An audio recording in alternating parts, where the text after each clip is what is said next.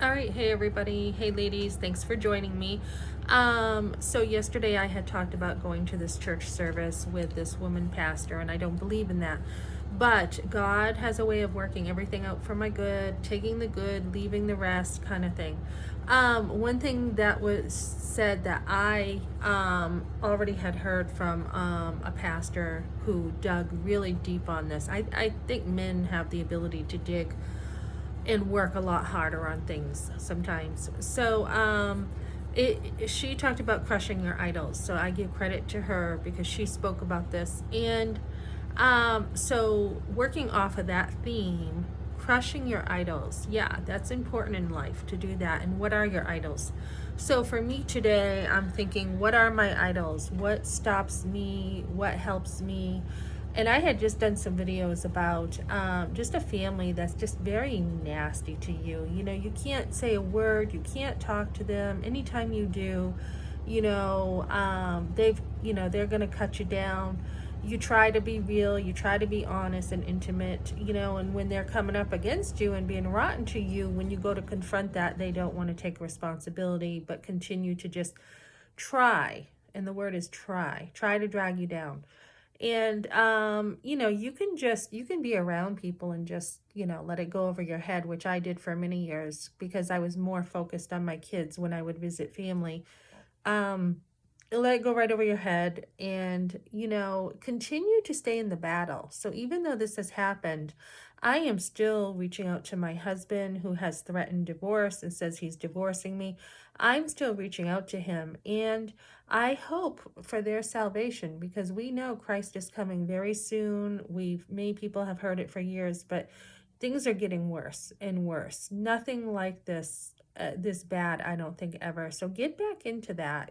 Take some pain, not really awful pain, like not real abuse, but take some stuff so that it will help you grow stronger. And also with my work, what are my idols? I think sometimes it can be self-preservation for me, because I had an awful work experience at the Broadmoor. I just, read a book, part of a book about CEOs. So a lot of times when you take a step back at your work and you're looking at how you would invest in a company versus working there, you can see a lot of different things in companies. You can see how they manage and what they're doing right and what they're not. And I had not only personality traits involved with my work situation, but just bad management, people skills all around. And I said to my sons, I'm like, I don't know why I'm not as motivated to get out there and work lately. Like, I've always been someone who just, I can go from one job to another, bounce right back. I am very good at that. But something just kind of, not that I'm really even stumbling, but something just made me hesitate in my spirit about what's going on with me. Like, what am I doing? Why am I not just like on top of like calling 12 different jobs? And I'm like, what does God want from me? Sometimes I think we feel that in our spirit. Like, we're like, okay, something is stopping me here. And you have to just literally stop and say, is it this? Is it that I need to make a move? Is it that I'm going to be going, over here? Do I need to invest in myself more? Do I need to get a different kind of job? What is going on? And I think for me, it was a work that I had to do this morning in myself. With the type of boss I had, she was extremely critical of me. They said to me over there, she's rotten. She's known to be like this.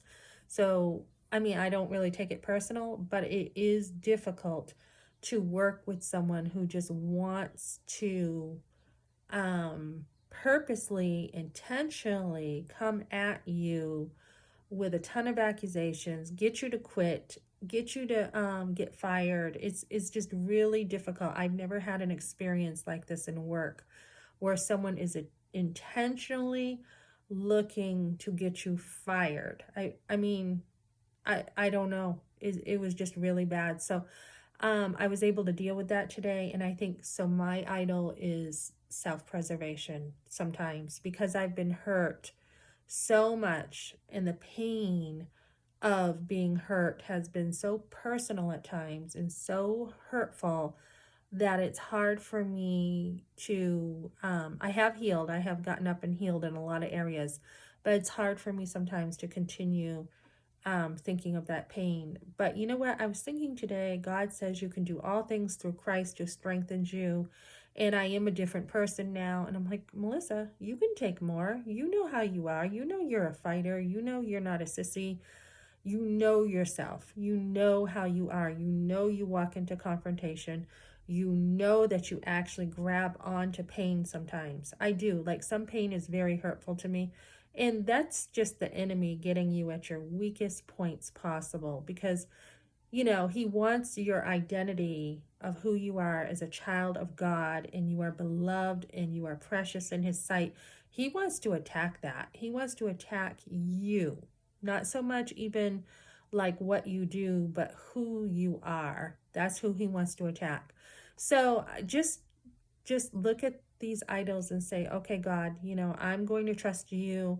I'm going to know that you are somehow working this out for my good. If my husband leaves me, my highest good is still there. If I lose a job, you are still looking out for my highest good. And sometimes when we have trials, we're like, God, how can you say that you're for me when, look, I had a forced abortion? How can you say that's for me? How can you possibly say a child being ripped out of me is for me?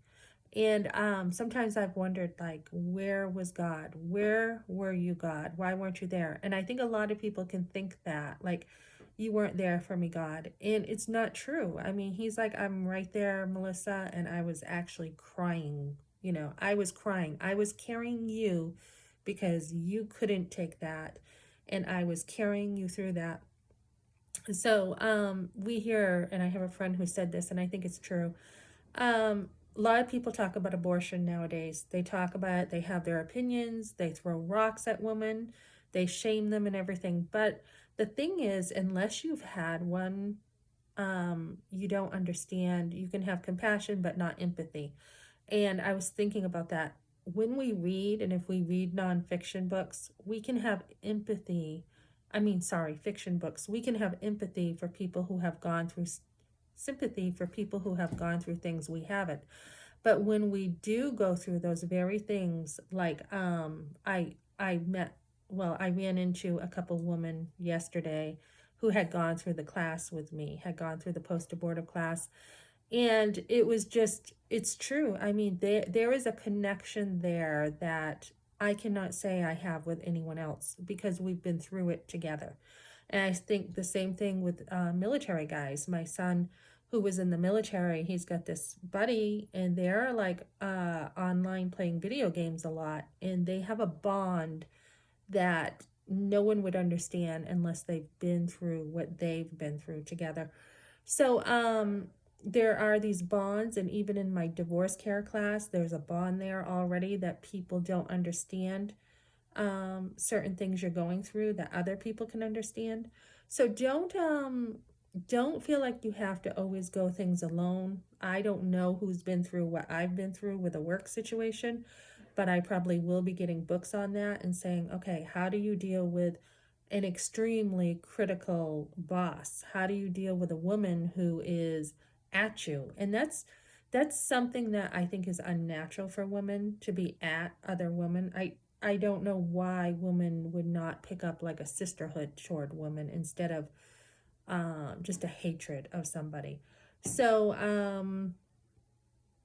I don't know what this woman's problem was, but it was kind of scary too to see a woman use her power as a manager to be abusive and then to use a job to come after me when she had no right to do that just because I happen to work at this place and she's a boss, not even the highest boss, that she thought she could do that. So that is pretty scary, especially when someone like me, you've dealt with some things in your personal life that have been pretty critical, and then you see someone at work going and doing this. So just talk to people. I tend to lean on other people. Get back up and get back into the workplace, knowing that you probably are not going to experience something like this again at that level at a workplace. Most places are pretty good to work for. So that's what I got, ladies.